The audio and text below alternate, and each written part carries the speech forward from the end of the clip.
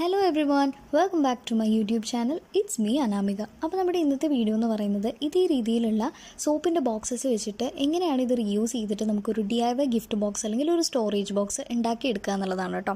വളരെ സിമ്പിളാണ്. അപ്പോൾ നിങ്ങൾക്ക് ഏത് സോപ്പിൻ്റെ ബോക്സ് വേണമെങ്കിലും എടുക്കാം. ഞാനിപ്പോൾ മെഡിമിക്സിൻ്റെ ആണ് ഇവിടെ എടുത്തിട്ടുള്ളത് കേട്ടോ.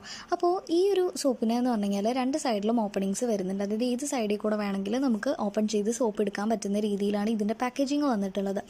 പക്ഷേ എന്ന് പറഞ്ഞാൽ ചില സോപ്പിൽ അങ്ങനെ ഉണ്ടാവില്ല. അപ്പോൾ ഇങ്ങനത്തെ ആകുമ്പോൾ എന്ന് പറഞ്ഞു കഴിഞ്ഞാൽ രണ്ട് സൈഡിൽ ഓപ്പണിംഗ് ഉള്ള ഞാൻ എടുത്ത പോലത്തെ സോപ്പിൻ്റെ ബോക്സസ് ആകുമ്പോൾ പറഞ്ഞാൽ ഓപ്പൺ ചെയ്ത് കഴിഞ്ഞാൽ നമുക്ക് ഒരു എത്തും പിടിയും കിട്ടില്ല. അപ്പോൾ എന്ന് പറഞ്ഞാൽ ഇതേ രീതിയിൽ വീഡിയോയിൽ കാണുന്ന പോലെ ഒരു സൈഡിലുള്ള ഈ ഒരു സാധനം കട്ട് ചെയ്തിട്ട് അപ്പുറത്തെ സൈഡിലായിട്ട് നമുക്ക് ജോയിൻ ചെയ്യിപ്പിച്ച് കൊടുക്കേണ്ടി വരും. എന്നാൽ ഒരു സൈഡിൽ മാത്രം ഓപ്പണിങ്സ് വരുന്ന സോപ്പിൻ്റെ ബോക്സസിൽ ഈ പറഞ്ഞ പ്രശ്നം ഉണ്ടാവില്ല. ഇങ്ങനെ ജോയിൻ ചെയ്ത് വെട്ടി നമുക്ക് വേറൊരു ഭാഗത്ത് ഒട്ടിച്ചു കൊടുക്കേണ്ട ആവശ്യം വരുന്നില്ല. ഇതിലും എളുപ്പമായിരിക്കും അങ്ങനത്തേൽ ചെയ്യാൻ. അതിന് എക്സാമ്പിളാണ് നമ്മുടെ ഈ ഒരു പിയേഴ്സിൻ്റെയൊക്കെ സോപ്പിൻ്റെ ബോക്സില്ലേ, അല്ലെങ്കിൽ ഫിയാമയുടെയൊക്കെ അങ്ങനത്തെ സോപ്പിൻ്റെ ബോക്സസിലൊക്കെ പറഞ്ഞു കഴിഞ്ഞാൽ എളുപ്പമായിരിക്കും.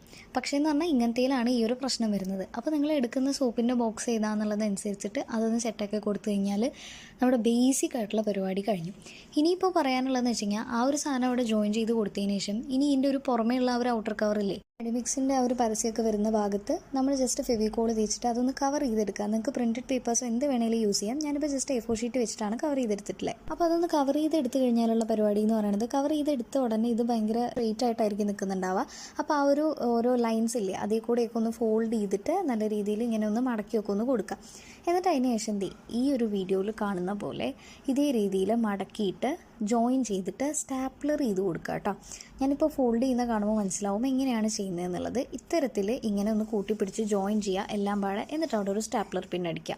അത്രയേ ഉള്ളൂ. ഗ്ലൂ ഗണ്ണൊക്കെ ഉണ്ടെന്നുണ്ടെങ്കിൽ വേണമെങ്കിൽ അത് യൂസ് ചെയ്യാം. എൻ്റെ ഗ്ലൂ ഗൺ ഉണ്ട്, പക്ഷേ ഞാനത് യൂസ് ചെയ്തിട്ടില്ല. കാരണം ഏറ്റവും എളുപ്പത്തിലുള്ള വഴിയാണ് നമ്മൾ ഈ നോക്കുന്നത്. അപ്പോൾ അതുകൊണ്ട് എല്ലാം പാടെ ഇങ്ങനെ ഇതേ രീതിയിലൊന്ന് പിടിച്ച് സ്റ്റാപ്ലർ ചെയ്ത് കൊടുക്കുകയാണ് ചെയ്തിട്ടുള്ളത്. അങ്ങനെ ആ ഒരു 4 സൈഡും ചെയ്ത് കൊടുത്തു കഴിഞ്ഞാൽ നമ്മുടെ DIY ആയിട്ടുള്ള സ്റ്റോറേജ് ബോക്സ് അഥവാ ഗിഫ്റ്റ് ബോക്സ് ഒക്കെ ഇവിടെ റെഡി ആയി കഴിഞ്ഞു. അത്രയേ ഉള്ളൂ. വളരെ സിമ്പിളാണ്. അപ്പോൾ നിങ്ങൾക്ക് ഇതിൽ എന്ത് വേണമെങ്കിലും ഇട്ട് വയ്ക്കാം. ഞാൻ 1-2 ലിപ് ബാമോ ഐലൈനറോ ഒക്കെ കുട്ടി സാധനങ്ങളൊക്കെ ഇതിനകത്ത് ഇട്ട് വെച്ചിട്ടുണ്ട് കേട്ടോ. ഇതേ രീതിയിൽ പിയേഴ്സിൻ്റെ ബോക്സ് വെച്ചിട്ട് ഞാൻ ചെയ്തിട്ടുണ്ട്. അതാണ് ഇത് ഈ കാണുന്നത്. അതിൽ എന്തെങ്കിലും ഇട്ട് വെക്കേണ്ടത് പറഞ്ഞിട്ട് ജസ്റ്റ് കാണിച്ചു എന്നേ ഉള്ളൂ കേട്ടോ. ഇതിൻ്റെ മുകളിൽ ഒട്ടിച്ചിരിക്കുന്ന വാഷി ടേപ്പ് ഹോം മെയ്ഡായിട്ട് ഉണ്ടാക്കിയതാണ്. അപ്പോൾ അതിൻ്റെ വീഡിയോ നമ്മുടെ ചാനലിൽ അപ്ലോഡ് ചെയ്തിട്ടുണ്ട്. കണ്ടു നോക്കാൻ മറക്കണ്ട. അപ്പോൾ അത്രയേ ഉള്ളൂ. ഇഷ്ടപ്പെട്ട ലൈക്ക്, ഷെയർ ആൻഡ് സബ്സ്ക്രൈബ്.